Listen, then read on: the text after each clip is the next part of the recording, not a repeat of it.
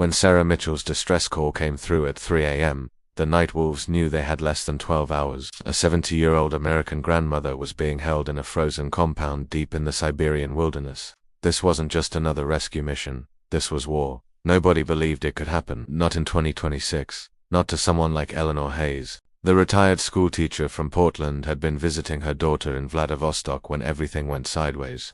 Wrong place, wrong time. A case of mistaken identity that landed her in the hands of a trafficking ring operating out of a decommissioned Soviet facility, 200 miles into the Siberian frost. Her daughter Sarah didn't call the FBI. She didn't call the State Department. She called the night wolves. They're not in any official database. No government acknowledges them, but if you know where to look, if you know the right people to ask, you'll hear whispers. A motorcycle club that operates in the shadows between nations. Ex-military, ex-intelligence, current battle. Victor was the first to see the message. The club's founder, a man who'd seen enough corruption to know when official channels would fail. He read the coordinates twice, checked the satellite imagery, and made one phone call. Brothers, we ride north. 12 members, 4 snowmobiles. Enough firepower to start a small war. The temperature was -30°C when they crossed into the region.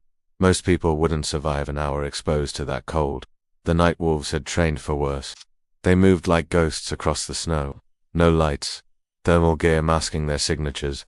By dawn, they'd positioned themselves around the compound, a cluster of rusted buildings that looked abandoned but wasn't. Jake, their tech specialist, hacked the security feed from a ridge half a mile out. I've got a second building, basement level, 2 guards on rotation. Eleanor sat in that frozen cell, wondering if anyone even knew she was missing, wondering if she'd ever see her grandkids again. Then she heard it, the unmistakable sound of motorcycle engines cutting through the Siberian silence. The assault lasted 4 minutes. Flashbangs shattered the morning quiet. Doors exploded inward. The traffickers never stood a chance. These weren't criminals they were facing, these were warriors with a code. Victor found her wrapped in a thin blanket, shaking but alive. Mrs. Hayes, we're taking you home. She looked at this giant of a man, covered in tactical gear, and started crying. My daughter, she sent you. Yes, ma'am. And we don't leave Americans behind. The extraction was textbook. They had her on a snowmobile and moving before the local authorities even knew something had happened. By nightfall, Eleanor was across the border,